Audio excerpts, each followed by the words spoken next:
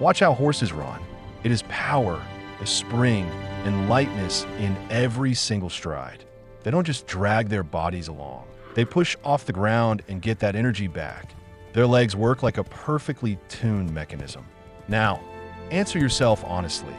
When was the last time you felt that kind of lightness in your own legs? Without heaviness, without that tightness in your calves, without discomfort at night, and without the feeling that after 15 to 20 minutes of walking, you just want to sit down. Most people after the age of 40 or 50 start living with leg discomfort. They're told, it's age, it's blood vessels. Well, what do you expect? Gradually, people accept this as the norm, but it is not the norm. In most cases, the problem isn't your age. The problem is that one of your most vital mechanisms has switched off, the muscle pump of your calf muscles. The calf muscle is like a second heart for the lower body. Every step, every effort should support the flow of blood, pushing it upward against gravity. When this mechanism works poorly, congestion appears, swelling, heaviness, cold feet, nighttime cramps, and a feeling of clogged calves. When it works correctly, your legs become light, resilient, and enduring, even in older age. Why does everything work perfectly for a horse? Because their muscles and tendons are constantly engaged in the correct movement. It's a spring system, energy accumulation, energy return. In humans, this system gradually shuts down due to a sedentary lifestyle, incorrect loading, and weak calves. We stop using them the way nature intended. The good news is that this mechanism can be switched back on. Not with pills, not with ointments, and not with injections. Through physiology, by properly activating the muscles, restoring the range of motion, and gradually bringing strength back to the calf muscles. In this video, I'm showing you how to restore your leg system.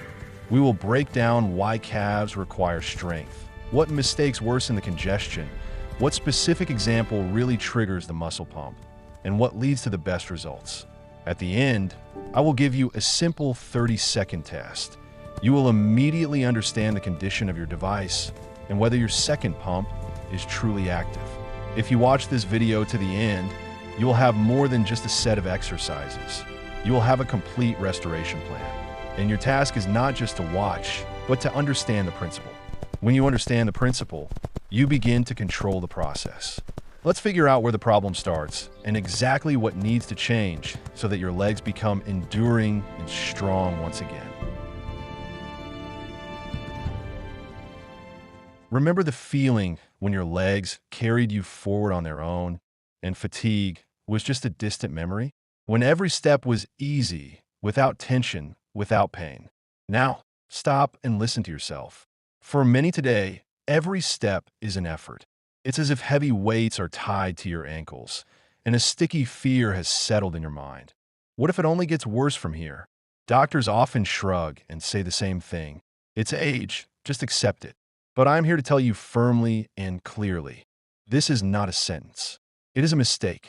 A huge, historic mistake that millions of people are paying for with their own mobility. What I'm talking about now was revealed in ancient treatises over 1,000 years ago. The great physician, philosopher, and scholar known to the world as Avicenna called it the blood of the earth.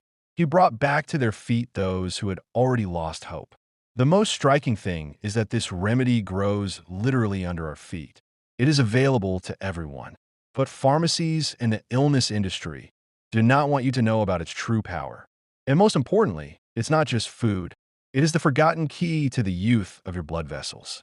A key that allows you to organize the flow of life through your veins, returning warmth, strength, and lightness to your legs. But only under one strict condition. Most people ruin everything by preparing it incorrectly. Today, I will pass on to you the very method that was kept as a secret for centuries. A method capable of returning the joy of movement. And before we go any further, think, how many of us are there? People who are not ready to accept infirmity? Write in the comments which country you are from. Let's see how far this forgotten wisdom has spread across the world. Now, let's travel in our minds to the ancient East, to a city scorched by the sun, where narrow streets tremble from the heat, and the air is filled with special aromas and hot dust. It was here, in the shade of thick clay walls, that a man worked whose name should still be spoken with respect and awe. Avicenna didn't just treat people. He saw patterns where others saw only coincidence. He watched the elderly who, despite their age, maintained amazing vigor. Their legs knew no fatigue, even though they walked dozens of kilometers a day. At the same time, he saw rich and noble people being treated with expensive potions, mercury, and gold dust. They could hardly rise from their pillows, complaining of heaviness in their legs and cold feet. Avicenna asked a question that changed everything. Why do simple people, without access to expensive medicines, retain their strength while the wealthy lose it? The answer was on the surface. In the evening, every simple worker and drover ate the same coarse, dark root vegetable. They baked it in the ashes of a fire. When they broke the thick skin, a dense, earthy steam rose. Inside, it was the color of dark venous blood, rich, deep, and alive. Avicenna made a record that was ignored for centuries. He called this root vegetable the blood of the earth and wrote that it learned how to open locked gates. He was talking about the blood vessels. Imagine a dried-up riverbed. Water barely trickles through the silt. That is how the vessels in your legs become with age. The flow weakens, tissues begin to starve, and pain, heaviness, and cold appear. According to Avicenna's observations, this root vegetable launched a new, visible flow along the dried-up bed. But the best part was that it acted gently, without breaking the body, helping it remember how to work correctly. Old records describe the case of a middle-aged merchant. His legs became heavy, as if filled with lead. Every step was taken with pain. He was offered bloodletting, cauterization, and painful procedures. Avicenna canceled everything. He prescribed a strict but simple diet based on that very red root. The merchant was outraged. How could this be? He pays with gold, and they feed him the food of the poor. But after a few weeks, something happened that amazed everyone. The heaviness vanished. The skin on his legs became warm. The man began to walk again without pain. Avicenna recorded, "It is as if the shackles have been removed from his legs." And here a question arises that makes one feel uneasy. If the method was so effective, why is it not talked about today? Why, instead of simple advice, do we hear the names of expensive drugs? The answer lies in history. With the development of pharmacology, medicine turned into an industry. And you cannot make billions from something that grows in every garden. Ancient knowledge was declared unscientific. Folk wisdom was ridiculed. We were conditioned to believe that health can only be bought. But the truth turned out to be different. In the middle of the 20th century, when scientists were able to look inside the cell, they were surprised to find Avicenna was right. But by that time, the industry could no longer admit it out loud. This is where the scientific part of the story begins. The one for which the highest award in the world of science was later granted. But before we get to it, stop and honestly answer yourself. Are you ready to change your habits to feel the strength in your legs again? Because what comes next is not a legend. Next is biology, and it can change your life. We stopped at the threshold of a discovery that overturned modern medicine. A discovery for which scientists received the world's highest award. And they didn't even suspect they were merely confirming the words of a man who lived 1,000 years ago. It is time to tear off the veil. What you see every day in the store or at the market is not an exotic item. It is not a rare root from the jungle or a foreign powder. It is the most common vegetable, familiar to everyone since childhood. Yes, we're talking about the beet. Don't be quick to be disappointed. You have no idea what power is hidden in this dark burgundy sphere. Avicenna did not call it the root of life for nothing, and it was not a poetic exaggeration. In ancient times, there was a teaching that the appearance of a plant indicates what it heals. Cut a beet in half. You see concentric rings, similar to the cross-section of a vessel. The thick juice, which is hard to wash off, reminded people of the blood of the earth. For a long time, this was considered mere intuition. But modern research has proven it's not about vitamins at all, as we were taught in school. The main secret of the beet lies in its natural nitrates. A scary word, right? We are used to fearing nitrates from fertilizers. But there's a fundamental difference between artificial compounds and organic salts provided by nature. They are the key to the vessels. Imagine an old water pipe. The pipes are clogged with limescale. The pressure is weak. The pump is overheating. The heart is the pump. The vessels and the legs are the pipes. When natural nitrates are present in the body, a real biochemical miracle occurs. In the body, they turn into a gas, nitric oxide. This gas is the main conductor of the vascular system. It gives the command to the vessel walls to relax. Stiff, spasmed vessels turn into elastic highways. Blood begins to flow freely where it hasn't been for years. You feel this as warmth, as the disappearance of that heavy feeling, as lightness. This is not magic. This is pure biology. And now let's travel to the end of the 20th century. 1998, Stockholm, the Nobel Prize ceremony. Three scientists received the award for discovering the role of nitric oxide in the cardiovascular system. They proved that without it, vessels age, stiffen, and stop performing their function. The world gasped. The ancient treatises remained quietly silent.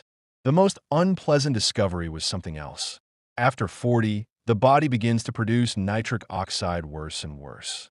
By 50, the level drops catastrophically. We literally dry up from the inside. And here, the beet turns out to be an accessible way to bypass this age-related failure. It supplies the building material directly, fixing the mechanism's malfunctions. You may ask, why then don't doctors advise eating beets? The answer is simple. Expensive drugs were created based on nitric oxide. One pill costs as much as a bag of vegetables. Economics does not like simple solutions. But science did not stop. In one British university, an experiment was conducted with elderly people. Half were given a placebo, others were given beet concentrate in the morning. By the end of the month, the instruments had to be rechecked. Walking endurance increased by almost 20%. Think about what this means in real life. Climbing stairs without stopping. Walking to the store without pain. Not looking for a place to sit down. Behind every digit is someone's fate.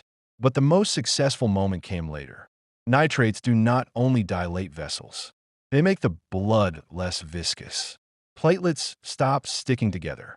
This is direct protection against thrombosis and stroke.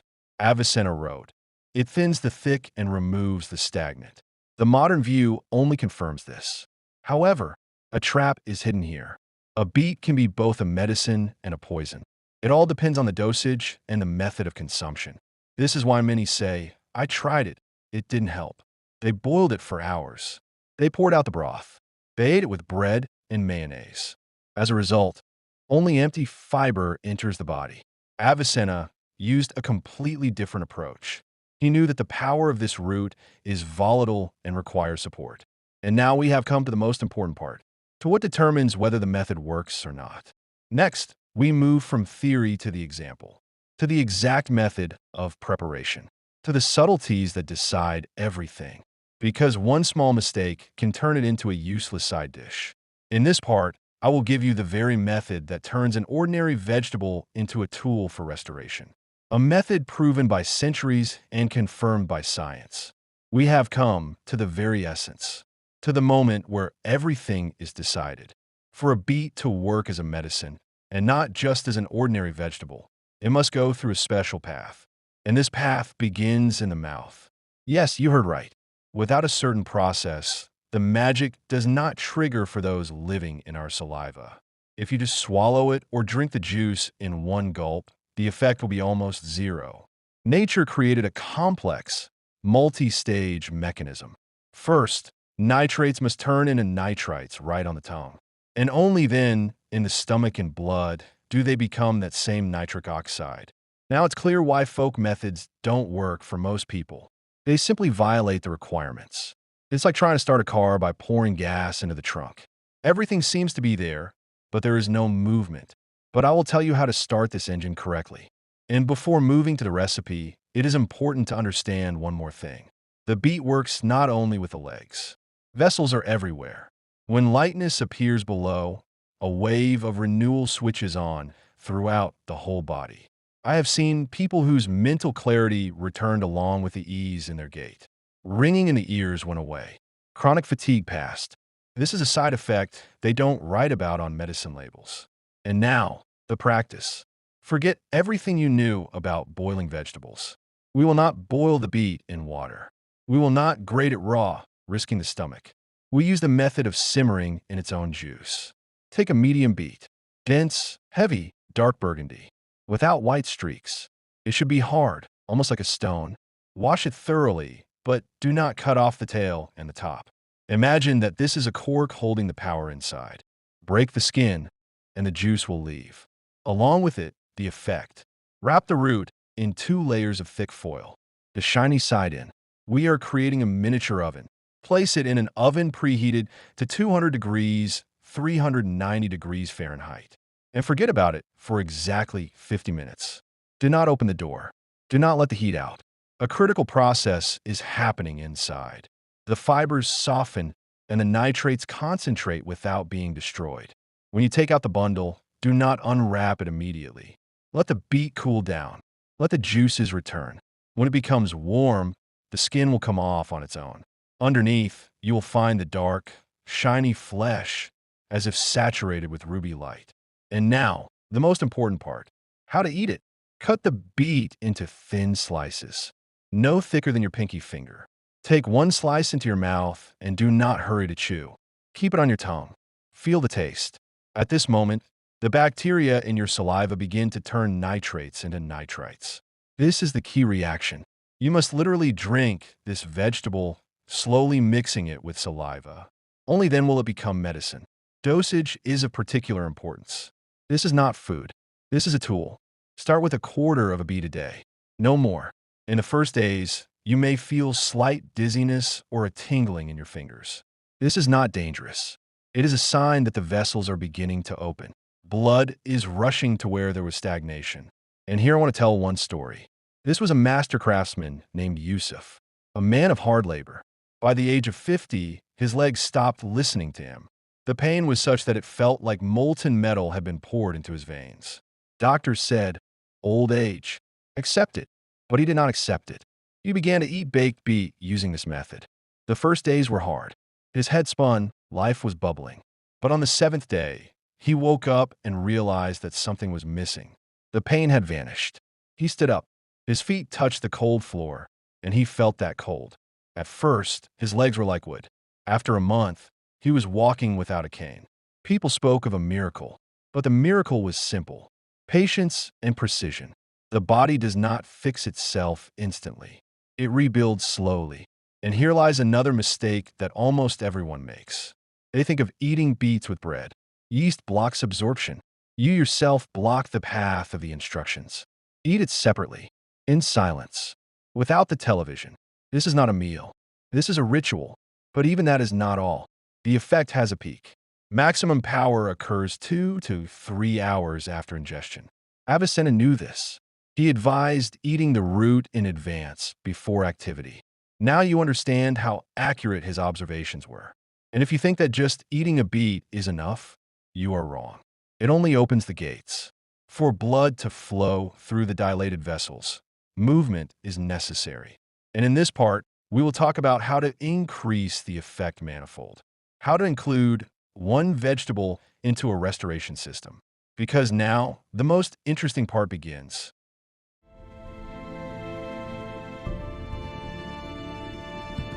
Now let's talk about how to multiply the effect of this method. Because the same tool can work differently, it all depends on exactly how you use it. Beets switch on the blood vessels. But if the blood doesn't move, even the widest channels remain empty. This is why Avicenna never separated nutrition from movement. He said that dilated vessels are open gates, but someone must enter through them. Modern science has unexpectedly confirmed this thought. It turns out that muscle contractions during walking increase the production of nitric oxide manifold. This starts a chain reaction. The beet gives the start. Movement accelerates the process. Blood flow develops. Vessels become even more elastic. It becomes a closed loop, but a loop of restoration. You eat the beet, your legs feel lighter. You start walking more. Even more nitric oxide is produced. Your legs feel even lighter. This is not a theory. This is an observation of biological mechanisms. But before we talk about movement, we must add one more critical element. Without it, part of the benefit will simply pass through you. I'm talking about fat. Don't be afraid. We don't need mayonnaise or fried oil. We need literally half a teaspoon of unrefined vegetable oil, olive, flaxseed, mustard, any oil that smells like seeds and the sun. Why is this necessary? Fat coats the active substances and helps them pass through the intestines directly into the blood. Without it, some compounds are simply not absorbed. It's like a perfect key without lubrication. The lock is there, but it won't turn. Add oil to the slices of baked beet, and you will multiply the effect several times. Now, let's return to movement. I'm not going to send you to the gym. I won't talk about running or heavy lifting. For us, there is a method that is both simple and effective.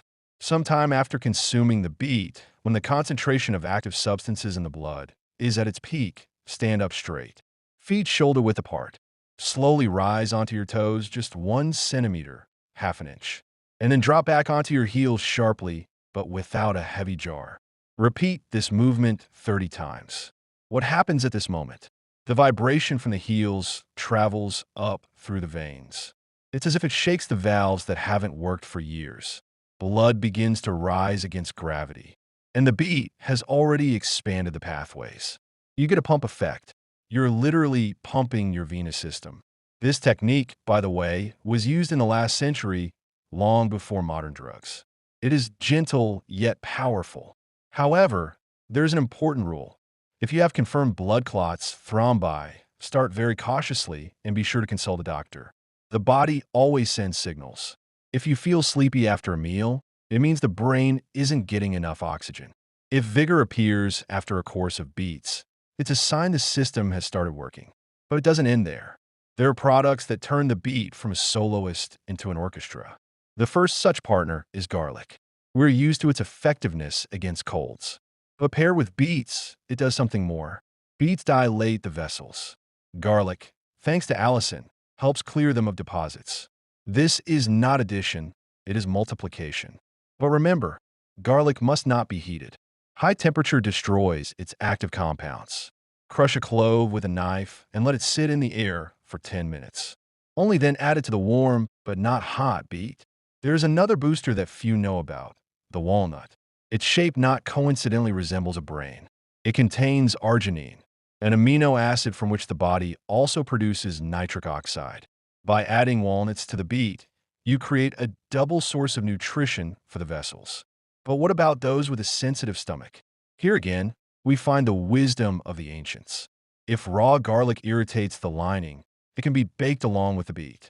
Activity decreases, but the gentle effect remains. This is an ideal option for people with gastritis. Now let's talk about what not to do. Never drink beet kvass immediately after a meal. This will cause bloating and pressure on the stomach. Drink it on an empty stomach, half an hour before eating. No more than 50 milliliters, about 1.5 ounces. This is enough to start the process. And another forgotten method. After making kvass, the pulp remains. Don't throw it away. Put it on a compress, wrap it in cloth, and put on warm socks overnight. The skin absorbs active substances directly. In the morning, swelling decreases and the skin becomes soft. This is a salvation for those whose varicose nodes hurt to the touch. But next begins something that is rarely spoken of aloud. There is a rhythmic intake. The body lives by biological cycles. When you start the course at the right time, the effect changes. Avicenna advised starting cleansing practices when the body is tuned for elimination. This avoided overload and accelerated recovery. Modern observations confirm consistency is a different kind of strength, and this is where many fail. They do everything right, but irregularly. The body loves rhythm. In this part, we will talk about safety, about who this method might harm if they don't know the mistakes, and how to bypass the pitfalls without giving up the benefits. Now let's talk about the most important thing, safety, because any powerful tool in unskilled hands can cause harm. I don't want to scare you. I want to arm you with knowledge. Ancient doctors said, only the dose and the wisdom of the one taking it distinguishes a poison from medicine. Beets have a weak spot. Not the beet itself, but some of us. I'm talking about urolithiasis, kidney stones, especially if the stones are oxalate-based. Beets are rich in oxalic acid. For a healthy person, this is not a problem. But if the kidneys are prone to accumulating salts, an excess can provoke stone growth. Avicenna knew this perfectly well, and that is why he never gave beets plain to people with weak kidneys. He always combined them with dairy products. Calcium binds oxalic acid in the stomach and prevents it from reaching the kidneys. This is a simple but brilliant solution. Add a spoonful of sour cream, a piece of feta, or some natural yogurt, and you reduce the risk manifold. Now, another important group, people with low blood pressure. We already said that nitric oxide dilates vessels. For those with high blood pressure, this is a salvation. For those with low pressure, hypotension, it could be a problem. If your normal pressure is around 90/60, start with microdoses. Literally one slice of baked beet or a teaspoon of juice. Better in the evening when you don't have to rush anywhere. And be sure to add a little salt, a pickle, or a piece of herring. Salt helps maintain pressure, balancing the vasodilating effect. Now let's talk about diabetes. Doctors often forbid beets because of the high glycemic index of the boiled vegetable. And they are right, but only partially. Boiled beets do raise sugar quickly, but fermented, pickled, or baked beets do not. During fermentation, bacteria consume the sugar, leaving the beneficial compounds. For diabetics, fermented beets are not an enemy, but an ally. They clean the vessels, which are the first to be affected by diabetes. Now, a critical point for the stomach. Never drink fresh squeezed beet juice immediately. It is too aggressive. The juice must sit in the refrigerator for at least 2 hours in an open container. During this time, the substances that cause spasms evaporate. Settled juice becomes gentle and safe. And one more rule that many break. Do not combine beets with yeast dough. Beet pastries are tasty, but for the intestines, it's a catastrophe. Fermentation expands. Gases press on the diaphragm and heart, creating a feeling of pain. Eat beets separately or with unleavened bread. Now, the warning signals. If a rash, itching, or lip swelling appears after intake, stop immediately. This is a rare but possible allergy. Don't push through it. Take a break and later try a microdose. If you're taking nitroglycerin or drugs for potency, be extra cautious. Beets enhance their action. Be sure to warn your doctor if you plan to use this method actively. Now, something many are afraid of. The coloring of urine or stool in a red color is not blood. It is the pigment betaine. Most often, this is a sign of low stomach acidity or iron deficiency. In this case, the beet works like a universal diagnostic test. Don't quit the method.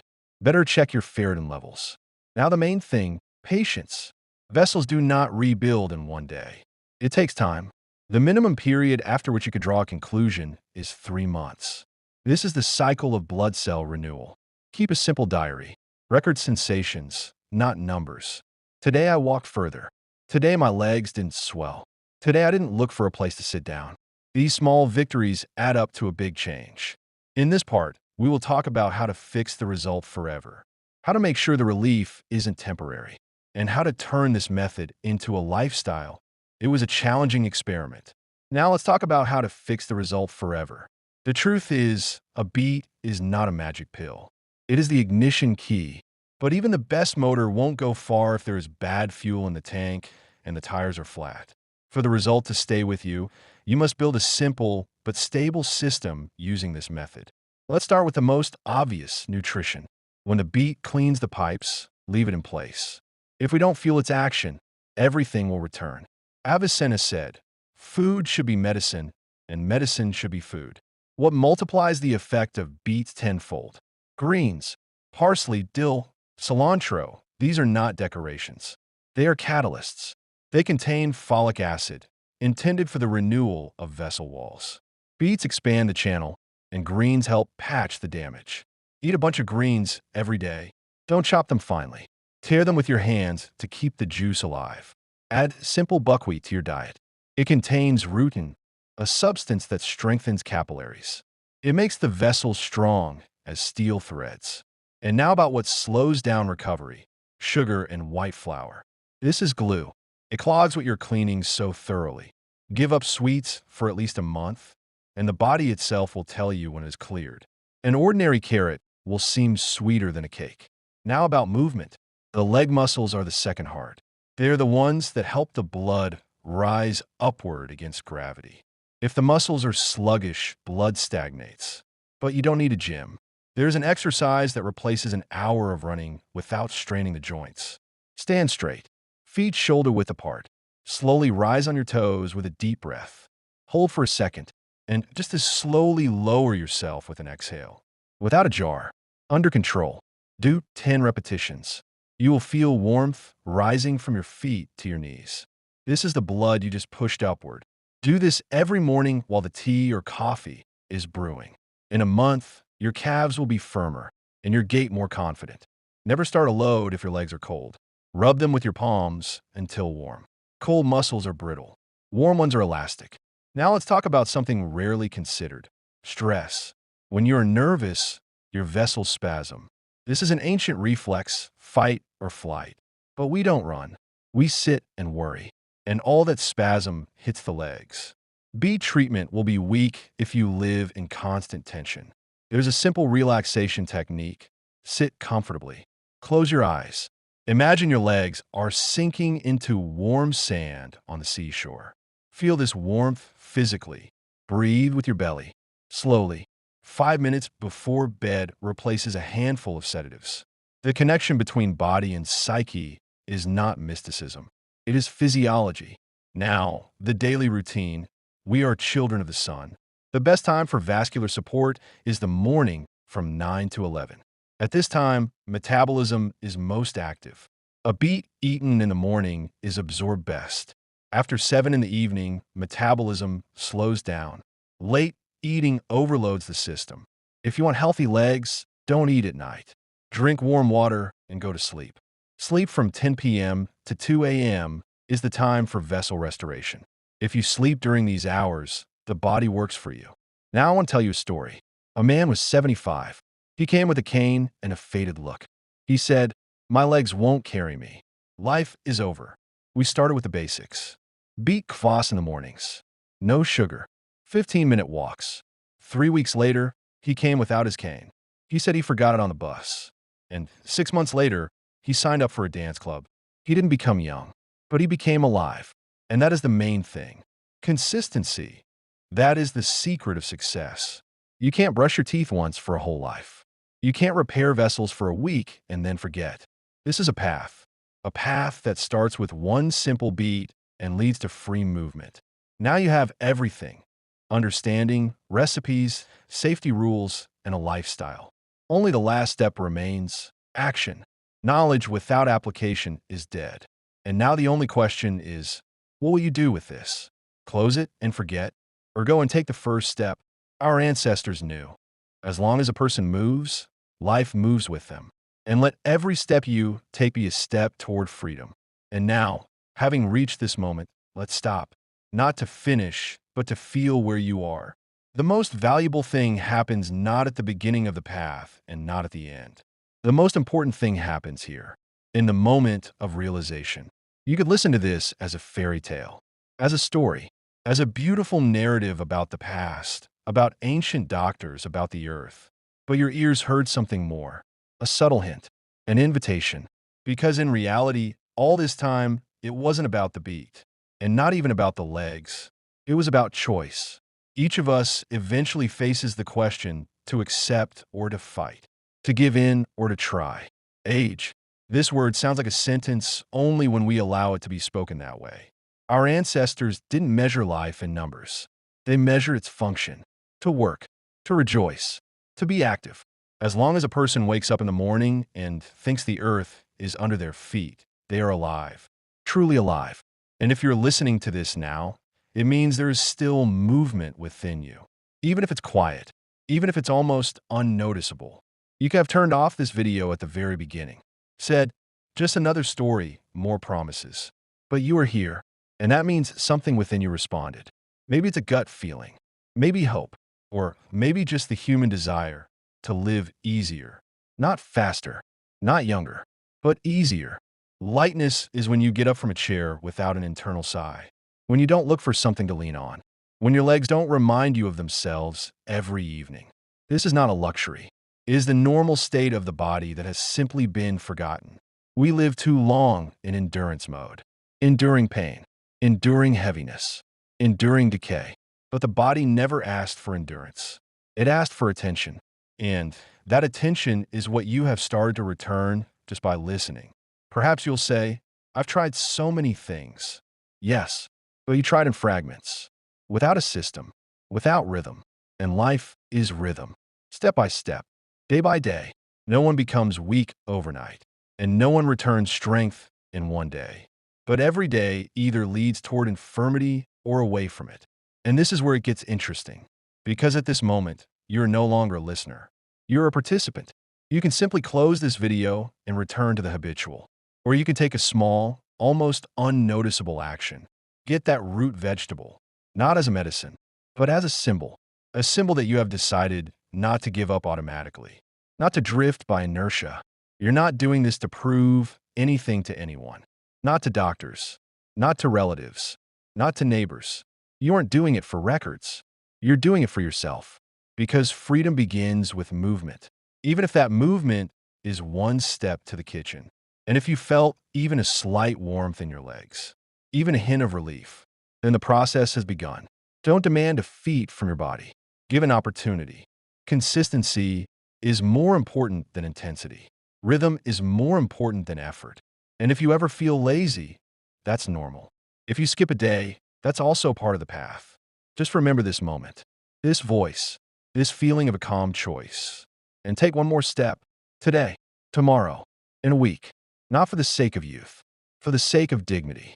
Because real strength is not the absence of age. It is the ability to live with it without losing yourself. And if you want this path not to be traveled alone, stay here. Write a simple phrase in the comments. I am starting. Without promises, without drama. Just mark the starting point. And after some time, come back and write what has changed. Even if it's just one line. Thus, a living story is born. The story of people whose movement switched back on. Our ancestors knew. As long as a person walks, life walks with them. So walk, calmly, confidently, in your own rhythm, and let every step be a step toward freedom.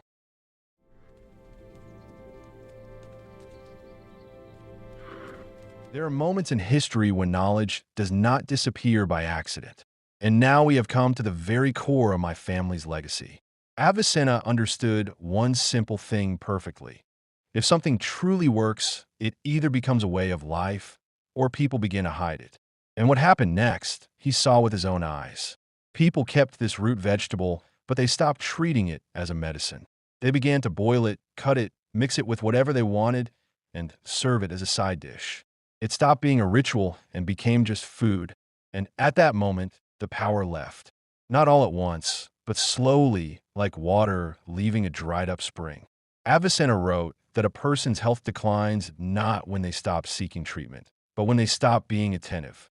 Think about that. Illness does not come first. Negligence comes first. And here we approach the thing that most people today do incorrectly, the heat. This root vegetable must not be boiled, must not be thrown in a bubbling water, and must not be left unprotected. Avicenna wrote, fire should warm, not kill. And he found a way. He began to bake the root in its skin, preserving its integrity as if it possessed an internal power. This was not just a way of cooking, it was a rite. The root was washed but not cut, the tail was not removed, and the outer shell was not disturbed. He called this casing the seal of the earth. And here is the critical moment. If you're listening to this now and thinking, so what? I always peel it. You will understand a bit later why this changes everything. But let's not rush. Avicenna observed how the result changed. When the power of baking did not escape, it became concentrated. The root became soft inside but retained its juice. When it was broken open, it literally breathed. The smell was sweetish, warm, and dense, completely different from a boiled vegetable. And here he made another discovery. At that moment, the way of eating was more important than the quantity. He wrote that this product must not be eaten in haste or gulped down. It should dissolve in the mouth slowly and with full attention. And here I want you to stop and think. When was the last time you ate something slowly? Not in front of the TV, not on your phone, really feeling the taste. It is at this very moment, according to Avicenna, that the first stage of healing begins, not in the stomach and not in the blood, but in the mouth. He wrote that saliva is the first healer. It triggers a process that no pills can later catch up to. And if a person swallowed quickly, the effect vanished. This is not a theory, it is an observation. But it gets even more interesting. Avicenna noticed that the power of this root vegetable does not like loneliness. If you eat it without one small element, part of the benefit passes you by. And now comes the moment that will surprise many. But before that, a quick reminder. If you're listening to this and you feel this story is capturing you, please give it a like. It helps this video live longer and reach those who now need a calm, thoughtful voice nearby. And be sure to subscribe because next we are approaching the very secret of enhancement that is rarely spoken of out loud. So, Avicenna wrote that the power of this root vegetable loves fat. Not just any fat and nothing heavy, but living fat. He compared it to a road. You can have a cart and a load, but without lubrication, the wheels won't move. Without this small amount of fat, the vitamins in transition are not secured. But with it, they reach places where they have been stuck for years. And this is where the most important role begins. Because next, we're talking not just about nutrition, but about how to make the body remember how to be young again. And if you think we have already told you everything, no, we have only reached the middle. Avicenna never gave a recipe to the whole world at once. He believed that an unprepared mind is more dangerous than an illness. First, a person had to understand, then feel, and only then act. And now we have come to the moment where most people make their biggest mistake. They think everything is already clear. But this is exactly where the most interesting part begins. Because the power of this root vegetable is not only in the root itself. Avicenna noticed a strange thing. Two people consume the same thing, prepared the same way, in the same amount, but the result is different. For one, warmth in the legs, lightness, and clarity in the head. For the other, almost nothing. He couldn't understand why for a long time, until he began to observe the time. He didn't look at a clock on the wall. He studied the body's rhythms. He wrote, "The body is not a vessel. It is a river, and if you pour power into it at the moment it is closed, the water will vanish into the sand." That is why he strictly watched when exactly a person ate this root. Not in the evening, not at night, and not mixed with heavy food. He said, "You cannot summon power when the body is dormant. The best time is when the organism is still alert, when the blood is moving actively, and when digestion is ready to work." And this is where many felt the effect for the first time. Not immediately, but noticeably. First, a light warmth. Then, a feeling as if the legs had become alive. Not heavy, not numb, but present, as if you suddenly remembered that you have them. Avicenna wrote that this is the moment when the vessels begin to listen. Before this, they simply existed. Now, they respond. But then he made a discovery that even today, many consider strange. He noticed that movement activates the effect manifold. Not running, not sports, not exhaustion. Simple, natural movement. Walking, rolling from heel to toe, light vibration. He said, blood loves it when it is called. And this is where the real alchemy begins. The root expands the path. Movement drives the flow. One without the other works at half strength. And if a person ate correctly but then lay down, the effect was weaker. But if they ate and walked, the result came faster. And here I want you to forget one thing. This is not treatment. This is the restoration of a connection. A connection between what you eat and how you live. Avicenna did not treat parts separately. He always treated the whole. And now we approach a moment that surprises many.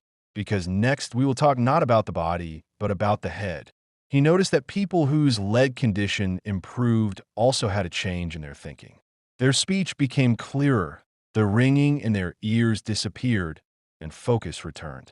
He wrote, "Where the path of blood is free, the thought is free." And this is not a metaphor. The brain is as much a consumer of oxygen as the muscles. And when the vessels of the legs open, the wave travels further throughout the entire body. It is a chain reaction. And here we come to the part that is rarely told in full. Because next, we will talk about conflicts. about what this root vegetable is friends with and what it conflicts with, about how you can multiply the effect several times or how you can completely destroy it. And if you think you know what comes next, no, we haven't touched the most important thing yet. If you have connected with this story, please give it a like right now. This is not a formality. It is a signal for the algorithm that such calm, long conversations are needed. And be sure to subscribe. In this part, we will talk about why one small component can turn this root vegetable from just healthy into a true lifesaver, and why without it, everything else loses its meaning. There is knowledge that does not like haste. It reveals itself only when a person stops rushing. And now we have come exactly to my family's heritage. Avicenna said that the power of this root vegetable can be either a medicine or a waste of time. It all depends on what you pair it with. He watched people for a long time and noticed a pattern. Those who ate it alone got an effect, but those who ate it correctly achieved something more. He called it opening the gates. And here appears that very small ingredient that many underestimate. Oil. Not fried, not refined, not odorless. Living oil. He wrote that fat is a conductor. It does not heal by itself, it conducts. Without it, vitamins and active substances pass by without staying. With it, they reach places where there has been stagnation for years. And here, quantity is important. Do not pour too much. Do not turn food into a burden. One tiny drop, no more. Avicenna compared it to a key. You don't need to break down the door. It is enough to turn the lock. And it was here that many first felt an unusual sensation. A light warmth, sometimes tingling, sometimes relaxation. This is not a side effect. It is a sign that the path has opened. But he went further. He noticed that for some people, the reaction was too sharp, dizziness, weakness, a desire to sit down. And then he understood, not everyone needs the same amount.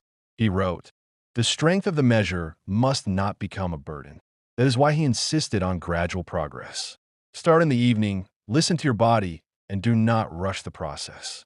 And here I want you to remember one thing. If you do everything correctly and feel a light reaction, that is normal. If you feel it is too strong, reduce the amount. The body always speaks honestly. We have just forgotten how to listen to it. But then, another critical moment. Avicenna noticed that this root vegetable does not like loneliness, but it also does not tolerate excess. There are products that enhance its action, and there are those that ruin everything. He wrote that yeast bread dampens the effect, heavy food blocks the path, and sugar interferes with the work of the vessels. And this is where many first understand why it didn't work. Not because the method is bad, but because everything was done in a jumble. It's like trying to start a fire in the rain. Knowing if done correctly, the result builds up day after day. Avicenna wrote that after 2 weeks, the evening heaviness in people's legs disappeared. After a month, swelling decreased. And after several months, the entire feeling of the body changed. Legs stopped being a problem. They became a support again. And here we approach a topic that almost no one talks about. The long-term effect. This is not a pill. It is a process. And if you expect an instant miracle, you won't notice it. But if you walk calmly, it happens. If you're listening now and realize that this is exactly the format you want to keep in the background, please give it a like. It helps these long stories stay in the recommendations. And definitely subscribe, because next we will talk about how enhancement can multiply the effect several times, or conversely, make it dangerous. About the limits, about safety, and about those who need to be especially attentive. And this is a very important part.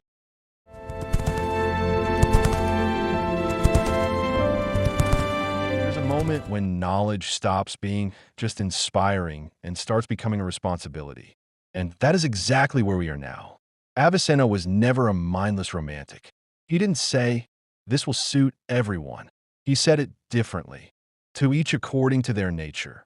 And that is why he left a note that is almost never talked about today. Words that don't create miracles on their own, but without them, a miracle can turn into failure. The first thing he wrote about was the kidneys. He knew that some people have a tendency to accumulate salts. He didn't know the word oxalates, but he saw the result: pain, heaviness, stones. Therefore, he never gave this root vegetable alone to people with weak kidneys. Always with dairy. A small amount. Sour cream, cheese, something soft. He wrote that calcium binds the aggression of plants and prevents it from reaching where it can cause harm. This wasn't magic. It was observation. And here it is very important to understand one thing. If you have ever had kidney problems, you don't have to give up. You have to soften the approach. The method doesn't break. It just becomes quieter. The second warning concerned blood pressure. Avicenna wrote that if a person is already weak, if their head spins for no reason, if they're often cold, they must not start abruptly. The reason is that the dilation of vessels can have the opposite effect. He advised such people to start literally with crumbs, to listen, to wait, and not to play the hero. And here I want you to hear me clearly. If you feel like lying down after taking it, that is a signal. Not a feat, not a victory, a signal. Reduce the dose, take a pause. The body is not an enemy. It is a partner. But then, another point that causes a lot of fear today. Color. Urine may become pink, sometimes reddish. And people get scared. But this is not blood, it is pigment. Avicenna wrote that if the body does not hold the color, it means it lacks the strength for maintenance and other things. Iron, acidity, nutrition. He used this as a sign, not a diagnosis. And here it is important not to panic, but to observe. If the color is there, it means the process is underway while it leaves. But if there's a mechanical rash, itching, or swelling, stop. This is rare, but it happens. And here you must not endure it. Take a break, come back later, or don't come back at all. Avicenna never insisted. He said, the body knows best. And now we have come to a very important understanding. This method is not about negotiations. It's about change, about dialogue, about returning sensitivity. And that is why it works not only with the legs. People noted that their heads cleared, the ringing went away, and thoughts became calmer. Because vessels are everywhere, not just in the legs. And here the question arises, why is this not talked about? Because it is not a quick effect, not an instant pill, not a loud headline. It is a path. A path is not sold in one click. If you have listened to this point, it means you're not looking for a miracle. You're looking for understanding. Get a like. It helps such long, calm stories about life find their people. And subscribe, because the most important part is ahead. We will talk about how to fix the result, how to make sure all of this doesn't disappear in a month, how to turn the method into a way of life, not a temporary experiment. And there will be the thing that almost everyone usually forgets. There is one mistake made by almost everyone who first thinks about relief. They think, that's it, I'm cured. And at that very moment, the process begins to roll back. Avicenna warned about this especially strictly. He said that illness is not an enemy that can be defeated in one battle. Illness is a body's habit of living in a certain way. And if the habit doesn't change, everything returns. Maybe not immediately, maybe quietly, maybe unnoticed, but it returns. That's why he always spoke about rhythm. Not about the end, not about leaving, but specifically about the rhythm of life. He wrote that if a person does something useful once a month, it's an accident. If once a week, it's an attempt. But if every day, even just a little bit, it's destiny. And here the most important role begins. The beat is not the center. It's the ignition key. But the car will only go if you move, sleep, don't trap yourself in stress, and don't live in a constant rush. Avicenna wrote that the most dangerous food for vessels is not food itself. It is anxiety. When a person is constantly tense, their vessels constrict even at night. They can eat perfectly, but if they fall asleep with a heavy head, the body is not supported. That's why he advised simple things: walk slow, without a goal, without a phone, belly breathing, deep and calm. He wrote that if a person has learned to find peace, they're already halfway healthy. And another point that is almost never talked about today, sleep. Avicenna called sleep the night doctor. He wrote that if a person sleeps before midnight, their vessels change. If after, they steal years from themselves. He didn't know about hormones, but he saw the result. And here I want you to stop and think not about the beat or the recipe, but about yourself. How many years have you lived on autopilot? How many years has your body been enduring? This method works not because it is ancient, but because it returns a person to themselves. If you're listening to this now during a walk, you are already doing more than many.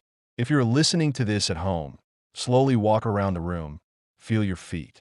And here it is very important. If you accept this format, support the video with a like. This is not a request. It's a signal to the algorithm that long, calm, meaningful stories are needed by people. And subscribe, because next we will go even deeper. We will talk about age, about the fear of old age, about why legs are a symbol of freedom, and why the loss of movement hinders a person more than a diagnosis. Avicenna wrote that a person who can walk is always alive, even if they are many years old. And conversely, the one who has stopped moving ages twice as fast. And now, if you have listened to this moment, you are no longer just a listener. You are a participant in the journey. The journey is only beginning. There's a topic that people avoid almost always. They talk about nutrition, about medicine, about diagnoses, but almost never talk about fear. But Avicenna did. He wrote that the fear of old age destroys the body faster than any illness, because fear makes a person stop earlier than they actually become unable to walk. They start to save themselves too early. They sit, they lie down, they postpone, later, not now, not for me anymore. And at that very moment, the legs begin to weaken, not the other way around. Avicenna wrote that legs are not just a part of the body. They are a symbolic movement of life. As long as a person walks, they live. As soon as they stop walking, they begin to wait. Waiting erodes the body from the inside. And that is why he wrote so much not about medicines, but about habits. He said that even the simplest path should be traveled on foot if there is an opportunity. The person who has stopped walking begins to get sick, even with perfect medical tests.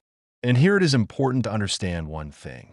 This method is not about curing the legs. It's about helping you regain the right to walk, the right to leave the house without fear, the right not to think about where the nearest bench is, the right not to count steps with anxiety.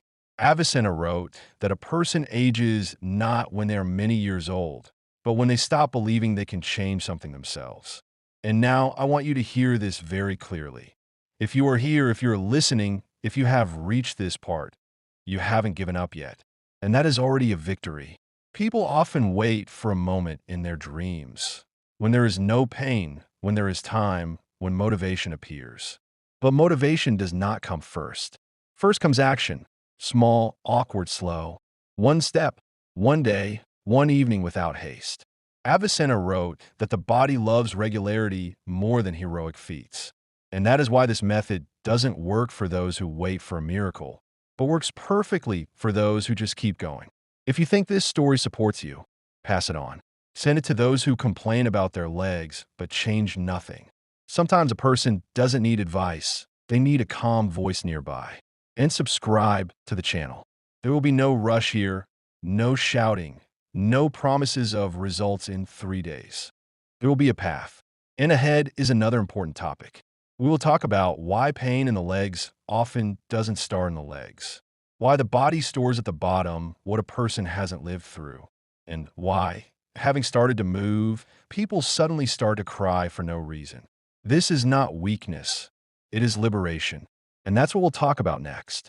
There's one thing medicine didn't want to notice for a long time, but Avicenna noticed it 1,000 years ago. He wrote that the body is not just flesh, it's an archive. Every pain that has lingered stores something, especially in the legs, because legs are the support. They are how we stand in life. Avicenna wrote that if a person hesitates for a long time to go where life calls them, their legs begin to fail. Not all at once, slowly, almost unnoticed. First, heaviness, then stiffness, then pain.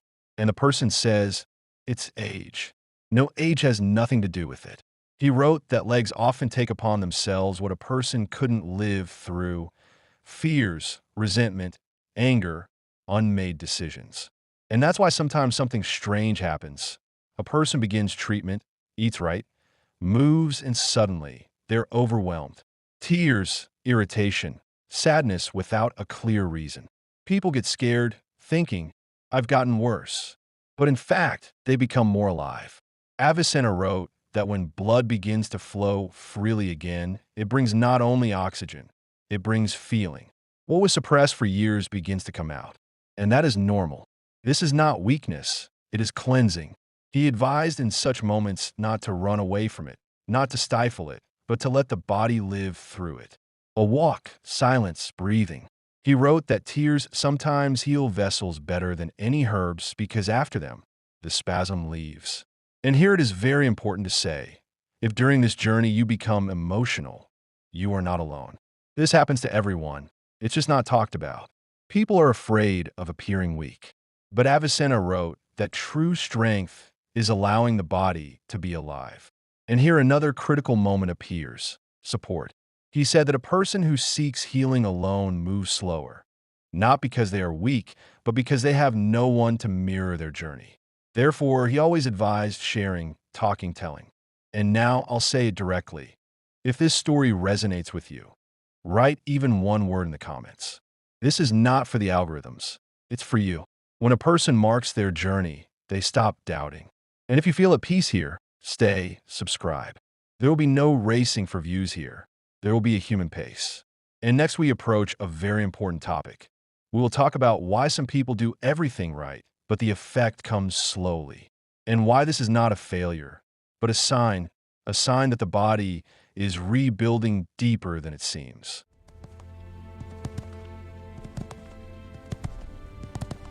There is one mistake that almost everyone makes: the rich and the poor, the brilliant and the educated. We wait for quick signs. We want the body to say immediately, yes, it's working. Avicenna wrote otherwise. He said that true healing always begins quietly, without fireworks. He called it the slow fire, a fire that doesn't burn, but warms through. And here is what actually happens when you walk this path. First, it's not the pain that changes. First, the sensation of the body changes. You suddenly catch yourself thinking that you are sitting differently, that you are standing straighter, that you don't feel like constantly repositioning your legs.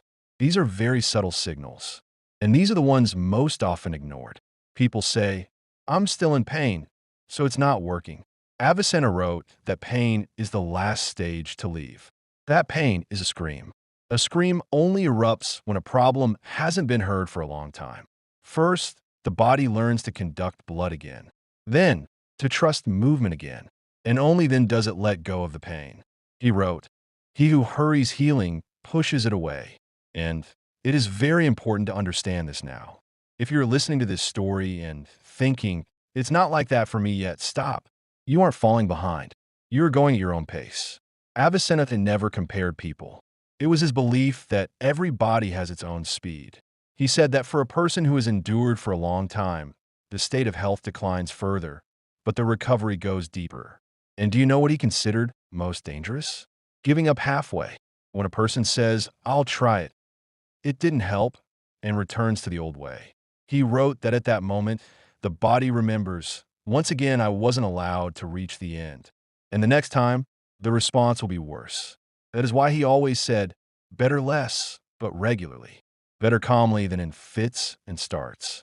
Better a path than a hope for a miracle." And here it is very important to remember. If you want such conversations to stay near you, subscribe. Not for the sake of the channel, for the sake of a landmark, so that at a moment of doubt, you have a place to return to. And one more thing. If you're listening to this on the road, on a walk, or just in the background, it is not by accident. Avicenna believed that knowledge is best integrated into the body while in motion. Not at a table, not in tension, but while a person is walking. So you're doing everything right. Next, we will approach a very delicate topic. We will talk about why some people feel improvement followed by a return of symptoms, and why this is not a step back, but a critical turn. This will be a very important part. There is a moment that is more frightening than anything else. It is almost never talked about, but it is the moment that decides the outcome. It is the moment of the relapse or the setback, when it feels like it has actually gotten worse. Avicenna wrote about this very directly. He said, "When an illness leaves deeply, it will surely try to rise up again, not because it won, but because it is the last stand of its power." And here's how it looks. A person has already traveled part of the way. Their legs became lighter, sleep deepened, movement became freer, and suddenly, heaviness, stiffness, sometimes even pain. And at that moment, a voice in the head switches on. Well, there it is. It was all for nothing. Avicenna called this the last resistance. He wrote that the body is asking, "Are you truly with me? Or was this just another one-week attempt?" And here it is very important not to trust that fear. Because a setback is not a return to the start. It is a reconstruction. Imagine an old house where they've started to replace the pipes. At first, the water flows worse. It's noisy. Sometimes it seems like everything is broken. But that's because the old is being disconnected. Avicenna wrote that vessels that have been spasmed for a long time sometimes react to the expansion of muscles. Not because it's bad, but because they are remembering how to be alive. He said, pain at this moment is like muscle soreness after a long vacation. It's unpleasant, but it is growth. And here is what's important. Most people give up exactly here. They get scared and return to old habits. And then the body concludes they couldn't handle it again.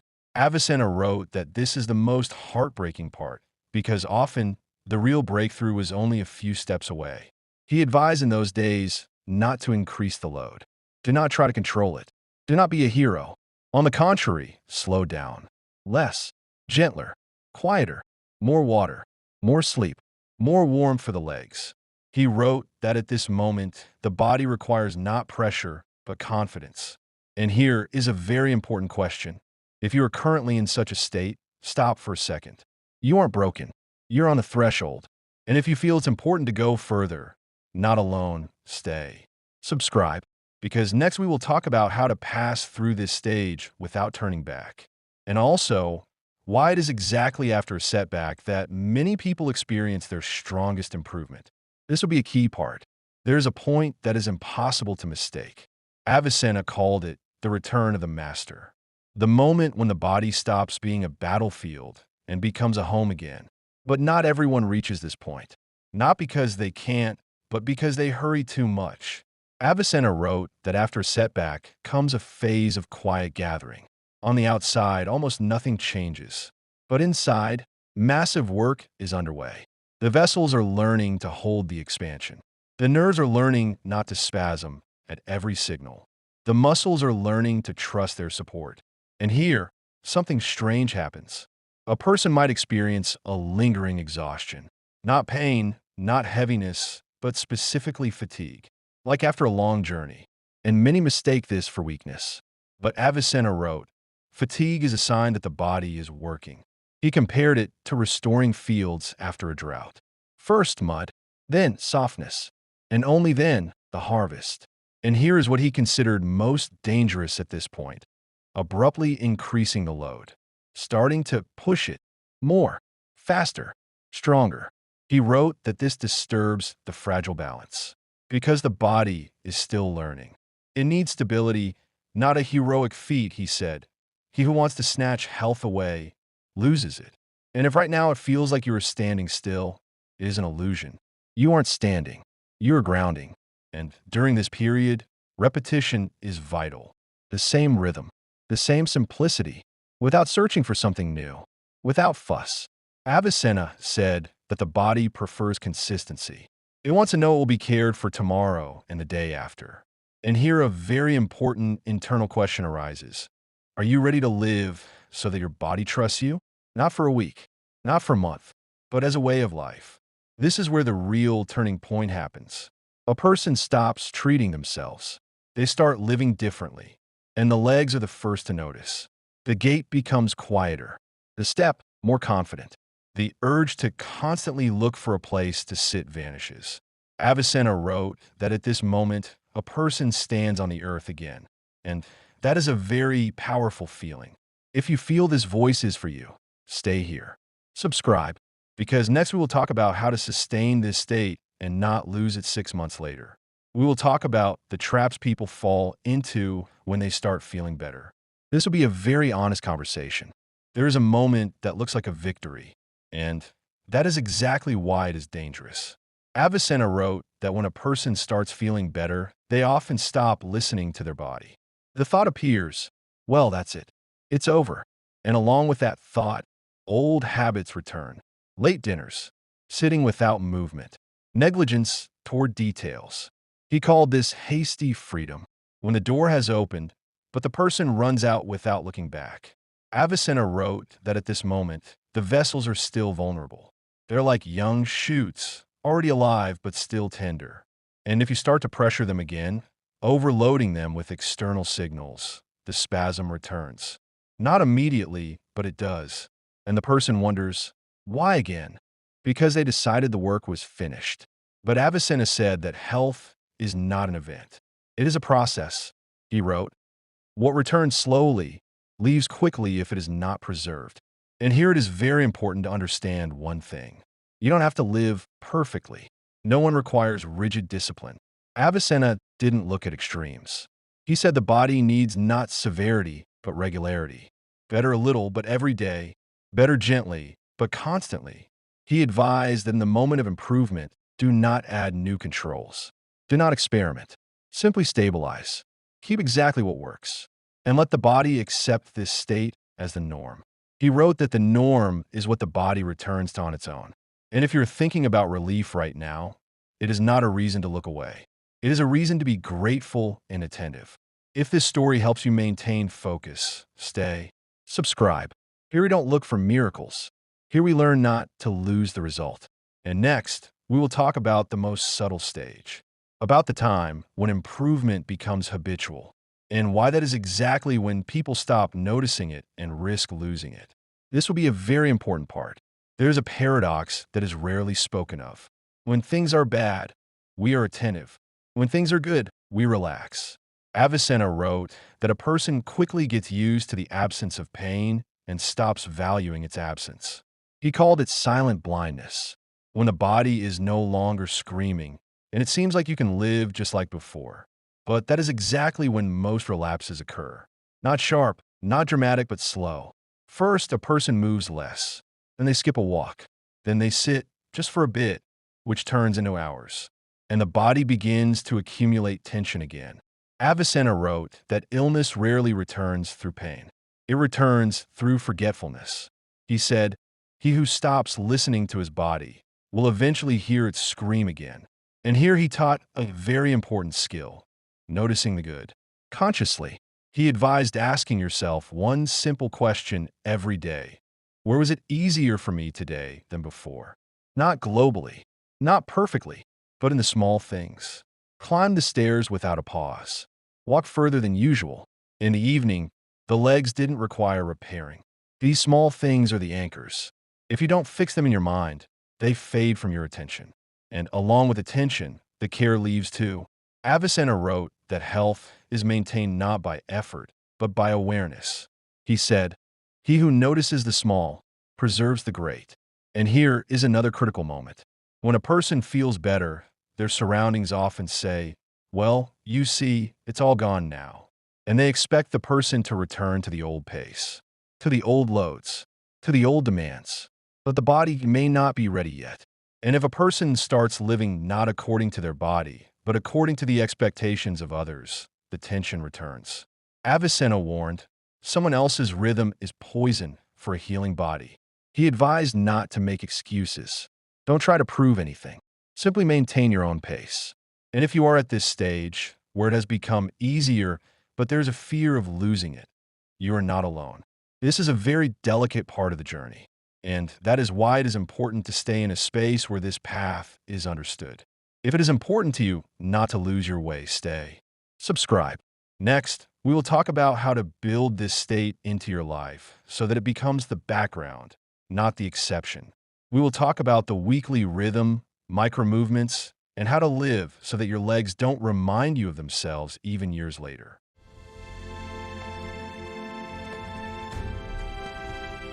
There is a state that everyone dreams of, but almost no one knows how to maintain. It's when your legs are just there. They don't hurt. They don't ache. They don't draw attention to themselves. They become the background. Avicenna considered this the highest form of health. He wrote that the ideal body is one that a person remembers only in moments of joy. But you cannot reach this state with a sudden leap. You reach it through rhythm. He called it invisible movement. This isn't sports. It's not training. It's not a heroic feat. It is what happens between them. Between chores. between conversations, between events.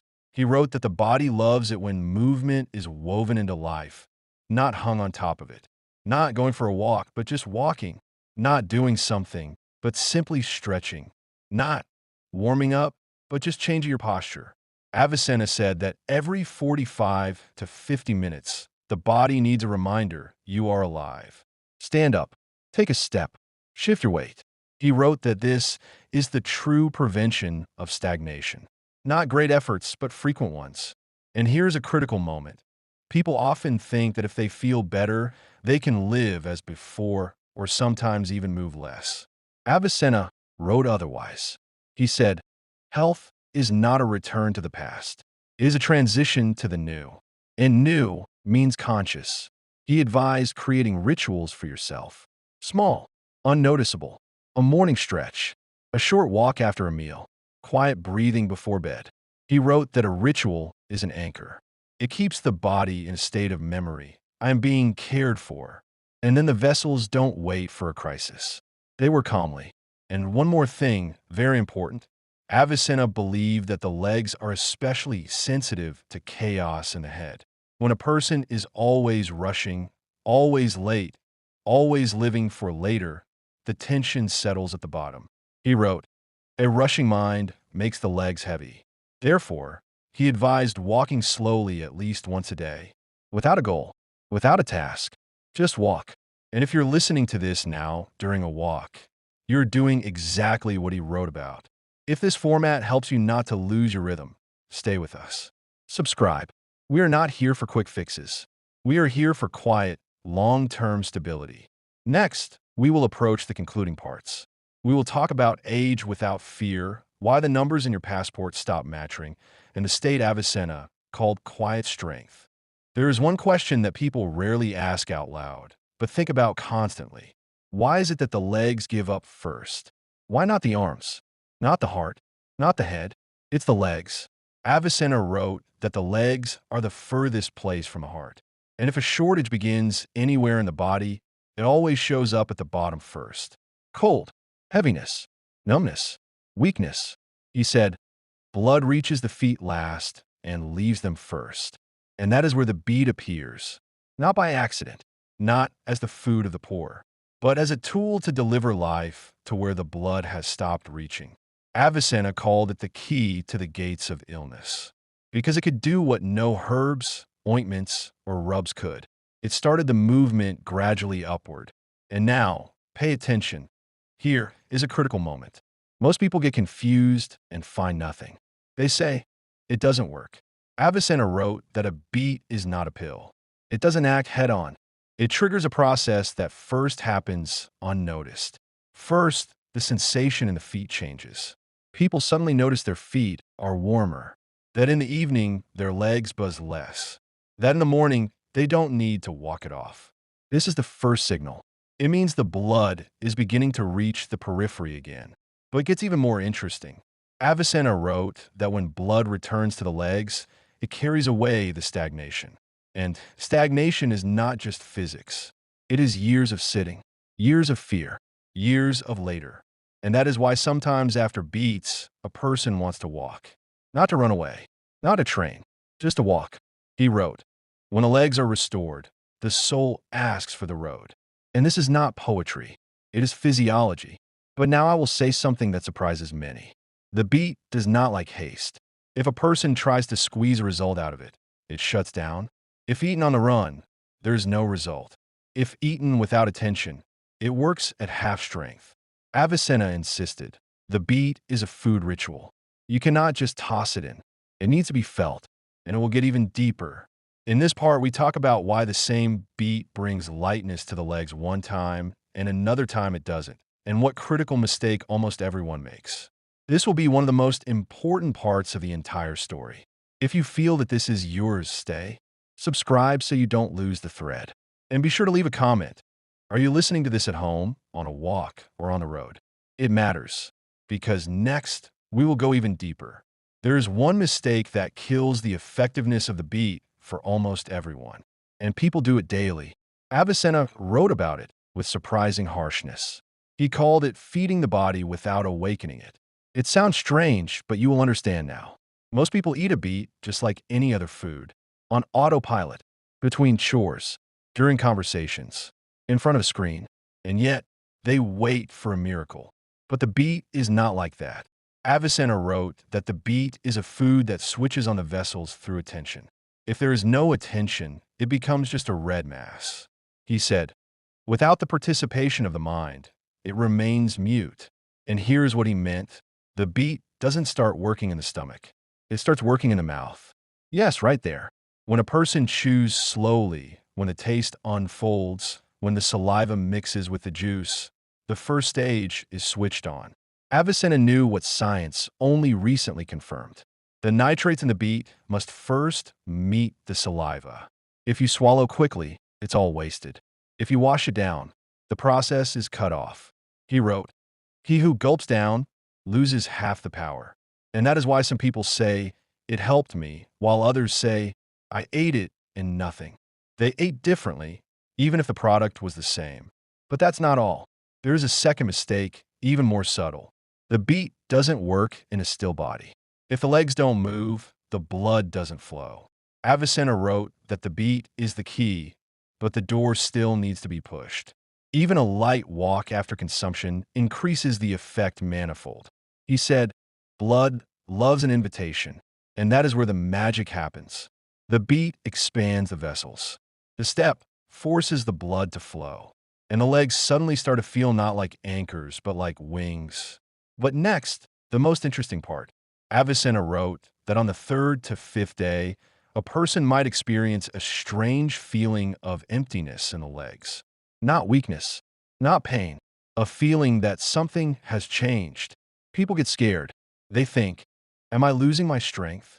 But in reality, the stagnant tension has left, and they have reached the background. The body is letting go of what it held for years. And you must not be afraid here. This is the moment when most people turn back. But it is exactly at this moment that true lightness begins. And in this part, we will talk about how to recognize this moment so as not to doubt and how to pass through it correctly. It will be a very quick transition. If you feel there is truth here, stay. Subscribe so you don't miss the continuation. And write in the comments what you feel in your legs right now. Even if it's nothing yet, sometimes that is exactly where it all begins. There's a feeling that people find very strange. They say, it's as if my legs have become empty. Not weak, not numb, specifically empty. And it's frightening. Avicenna wrote that this is one of the most misunderstood principles. He called it the departure of the old support, because for many years, the legs were held up not by strength but by tension, by a constant spasm, by the habit of clenching. And when the beat did its job, when the vessels began to expand, the tension left. And along with it goes the feeling of, I am holding on. It feels to the person like they have become weaker. But in reality, they have simply stopped clenching their teeth. Avicenna wrote, strength without tension expands like an emptiness to one who has lived in compression. And here's a very important point. If during this period a person begins to artificially tense their legs, checking, proving, overloading, they bring back the spasm. And then they say, I've gotten worse. But if they trust, if they walk slowly, if they allow the body to master the new state, a different support appears. Quiet, deep, real. Avicenna wrote that it is at this moment that the gait changes. It's not immediately noticeable, but the step becomes softer. The person strikes the heel less. They press less. It's as if they start walking on the earth, not on concrete. And one more thing. During this period, it is very important not to stop the beat. People often think, I feel better already, and they take a pause. But Avicenna warned, when the earth has become soft, do not leave the field. Because right now is when the peace is being established. The vessels are learning to maintain expansion without the help of tension. And this requires repetition, not quantity, regularity. The beat during this period works like a teacher. It doesn't push. It shows the body how it can be different. And next, we will approach a very important topic. We will talk about exactly when it is best to take the beat so that the effect for the legs is maximized. Not by the clock, but by your state. This will be a practice, but presented very gently. If you are with us, stay. subscribe so you don't lose the continuation. And if you recognize yourself in this description, write about it. Sometimes words make the difference. There's one question that people almost never ask. They ask how much, how often, in what form, but almost no one asks when. Avicenna considered time to be no less important than the product itself. He wrote that the same remedy at different times can be either a medicine or just food. He called it the hour when the body is heard. And here we return to the legs. Avicenna noticed that the legs are especially heavy at certain hours. This is the time when blood either willingly goes down or defends itself. He wrote that the best moment to work with the beat is a transition, not immediately after waking up, and not late at night, but when the body is already awake but not yet tired. He called this the hours. Usually, this is late morning or the first half of the day. At this time, the vessels are still pliable. The legs are not yet clogged with the day's tension, and the beat goes much further. And here is the critical point. If a person eats the beat in the evening when the legs are already buzzing when the body is tired, the effect will be weaker. Not because it's bad, but because the vessels are already closing for rest. Avicenna wrote, "Do not wake the body when it wants to sleep." He advised working with the beat when the legs are still ready to receive. And that is where the intrigue begins, because he then described a sign by which you can know the moment was chosen correctly. If, sometime after intake, you feel like standing up, not abruptly, not out of restlessness, just getting up and walking around, this is a sign. It means the blood has started moving. If, however, after the beat you feel sleepy, heavy, or lazy, the time was chosen incorrectly. Not a mistake, just a mismatch. Avicenna taught not to force the process. He said, "The body gives thanks when it is not rushed." And here is another point many miss. The beat loves repetition, but not monotony. He advised making waves. A few days of intake, then a day of pause. The body doesn't get used to it. The response remains fresh. He wrote that vessels, like muscles, react better to rhythm than to constant pressure. And now the most important hook. If you're doing everything right, but the effect appears then vanishes, this is not a failure. It means the body is learning to regulate itself. And it is in such moments that people most often quit. But it is exactly after this resistance that the breakthrough follows. In this part, we will talk about why the beat begins to work more strongly after 2 to 3 weeks, even if at first almost nothing was felt, and why this moment must not be missed. If you're listening to this and feel it is important for you to reach the end, stay, subscribe, and in the comments, you can just write, "I am listening." That is enough. There is a milestone that Avicenna considered decisive. He called it the threshold of sustained movement. This occurs about a month after starting the journey. Not a day, not a week, not even 2. And here is what's important. At this moment, people often stop waiting for a miracle. It seems as if everything has already happened. But in reality, it is during this period that the most valuable part begins. Avicenna wrote that after a month, the legs begin to behave differently. Not loudly, not abruptly, but in a businesslike way. A person notices they can suddenly stand for a long time without shifting their weight, that they can walk another block without thinking about it in advance, that in the evening, the legs don't beg for mercy. This is not euphoria. It is the return of the norm. And here something occurs that almost no one connects with the beat. The gait changes. Avicenna wrote that when the vessels in the legs begin to conduct blood normally, the person stops striking with their heel. The step becomes softer, quieter. People around don't notice it, but the body does. And it is at this very moment that the most interesting part begins, because from here on, the legs begin to restore themselves independently. Yes, exactly. During the first month, the beat does the heavy lifting. It opens the vessels, relieves the spasm, and returns the flow. And then the organism takes over. Avicenna wrote, "When the path is open, the body walks on its own." And here is a very important hook. If at this stage a person thinks, "Well, that's it, I can do the rest myself," they are taking a risk. Not because you need the beat forever, but because the body needs reinforcement. Vessels have memory. If they lived in a state of spasm for a long time, they need time to forget that state. And here is the sign that Avicenna considered key. If after a month you catch yourself thinking that you have no legs, that is a very good sign. You aren't listening for them, you aren't scanning them, you aren't waiting for pain. It means the body has begun to trust itself.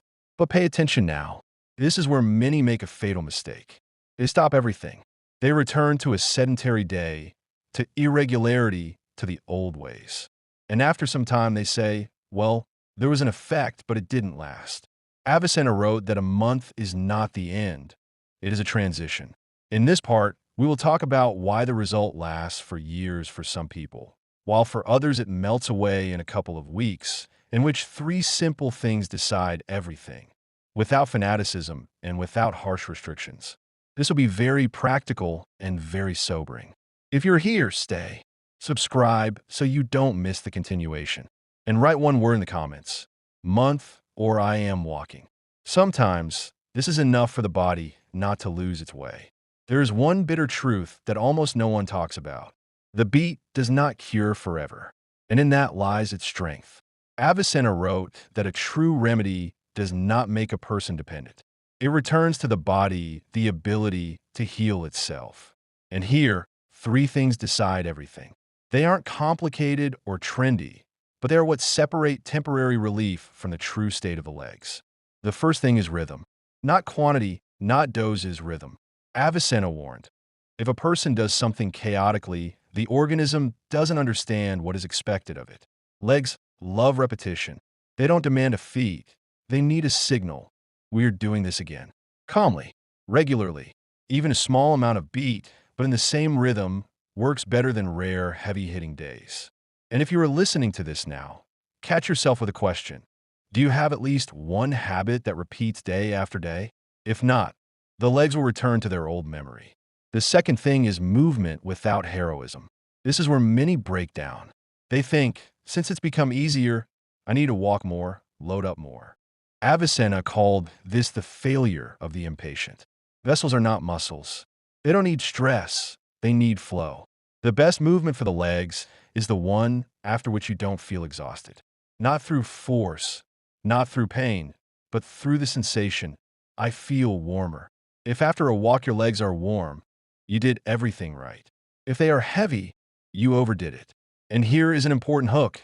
If you are thinking this is too simple right now, it means you're used to suffering. But the body doesn't love suffering, it loves clarity. The third thing is attention to signals. Avicenna wrote that the legs always speak first, but we have forgotten how to listen. Cold, heaviness, pulsation, burning. These are not enemies. They are a language. And when a person ignores these signals again after a month, the problem returns. Not all at once, but quietly, stealthily. And then they say, the method didn't work. But the truth is different. They stop having a dialogue with themselves. And here is a very important moment. If you're listening to this video in the background, on a walk, or doing chores, it is perfect. That is exactly how this information should enter.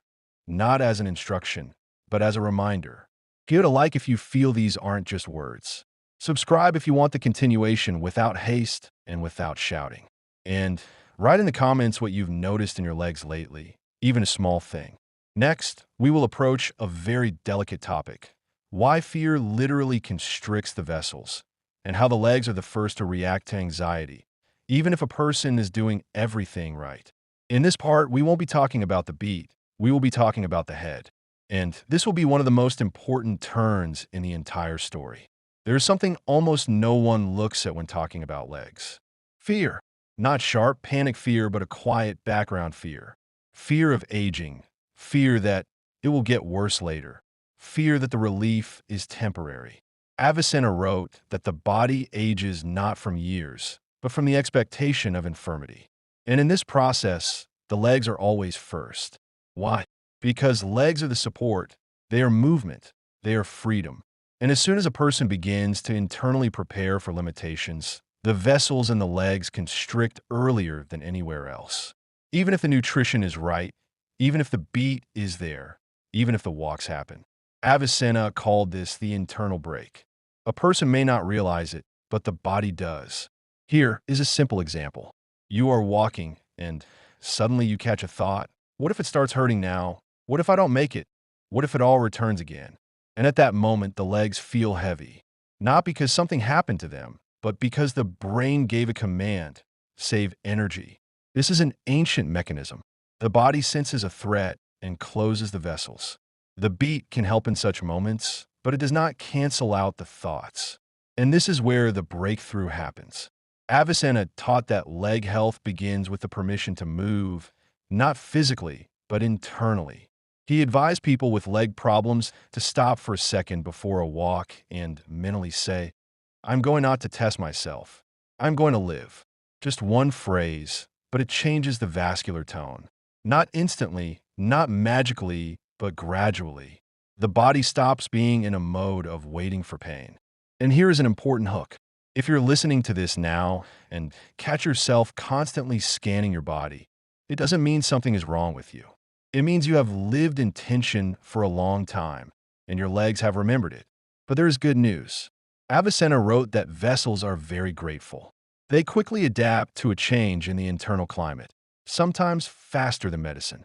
That is why for some, the legs come alive in just a couple of months, while for others it drags on for years. The difference is not in the physical sense, but at the level of internal permission to move. If this resonates, give it a like. If you want the continuation in this same calm, deep rhythm, subscribe. And write one word in the comments. I permit, or I am listening. Next, we will approach the final stage. In this part, we will talk about how to fix the result without turning life into a rigid regime, without fanaticism, without harsh rules, just so the legs don't remind you of themselves. There's a moment almost no one talks about.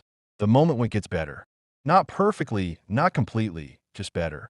And it is at this very moment that most people ruin everything. Avicenna called this the trap of relief. When the pain has left, it seems the danger has passed. When the legs become lighter, one wants to return to the old ways. When the swelling goes down, the thought arises, well, that's enough. And the vessels, they notice this. Not immediately, not on the same day, but they remember. The beat is not an on switch. It is a key that must be turned and held. Avicenna wrote that in every treatment, there is a point after which the organism begins to work on its own. He called it the point of no return. Before it, the body doubts. After it, the result is sustained. But to reach it takes time. Not a week, not two, on average from 40 to 90 days. And here is a very important moment. If you're listening to this now and thinking, I already understand what to do, that is normal. But understanding is not the same as an integrated habit. The body does not read instructions. It lives by cycles. And the beat, the slow chewing, the movement, the calm rhythm must become the background, not a project. Avicenna advised a very simple thing. Do not treat what has already happened as an ordeal. No courses, no challenges. No, I started and quit. He said, let me like brushing your teeth. You don't think every day, is it worth brushing my teeth today? You just do it. And here is a vital tip. If you feel your motivation is dropping, it means you're trying too hard. Leg health doesn't like pressure. It loves regularity without tension. Better one slice of beet every day than a whole plate once a week. Better 10 minutes of a calm walk than rare heroic feats. Better slow, but without stopping. And one more thing, Avicenna wrote that the legs are a mirror of your lifestyle. If you're constantly rushing, worrying, and gulping down food on the go, the vessels in your legs will live that same way. But if you do something slowly and consciously at least once a day, the legs notice it. Even if it's just a moment with a beat. Even if it's just a walk without a goal. And here is an important hook. If you have reached this part, you're no longer a casual listener. You're already in the process. And now the most important thing is not to doubt and not to quit. Give it a like if you want to preserve this result. Subscribe if it is important for you to go further calmly, without fanaticism. And write one short word in the comments. I am walking. In this part, we will talk about how to recognize the first signals of setback and what to do if it suddenly seems that something is returning. This is a very important topic because this is exactly where people most often get scared and overreact. There is one thing Avicenna considered vital for life. He said, "True healing is not the disappearance of pain. It is the return to one's body." And if you have listened to this point, it means something inside has already changed. Not in the legs, but deeper. You have stopped looking at your body as an enemy. You have stopped thinking that age is a sentence. You have begun to listen, not just to endure. And here, one simple thing must be said out loud. The beat does not perform miracles. It is not magic, not a magic pill, not a deception. It is a reminder to the body of how it knows how to work, a reminder to the vessels that they can expand, a reminder to the legs that movement is their nature, not a luxury. Avicenna wrote that the best medicines do not introduce anything new. They simply return what was lost. You already know how to prepare it, how to eat it, how not to rush, how not to cause harm. You have already understood that health is not a sprint, but a rhythm. And now is the most critical moment. Do not make yourself harsh promises. He said, "I will do it perfectly." Say it simpler. "I will do it regularly." Even if you skip sometimes, even if sometimes you don't feel like it. The body values honesty, not heroism. If one day the legs remind you of themselves again, don't be afraid. This is not a setback, it is a conversation. You know the language your body speaks. You know how to answer it. Slowly, warmly, without war. Avicenna said, "A person ages not when they have wrinkles, but when they stop believing that things can get better." If you're still here, it means you believe. And that is the main thing. If this video was useful to you, give it a like. It helps the channel and lets us know that this format is needed. Subscribe if you want a continuation. We will be talking about vessels, the brain, vision, and memory in the same calm rhythm. And most importantly, write in the comments, "I am continuing." Not for me, but for yourself. Let it be a quiet promise without drama. Thank you for traveling this path to the end. Take care of your legs. Take care of your body. And remember, movement returns to those who do not rush. Until we meet again,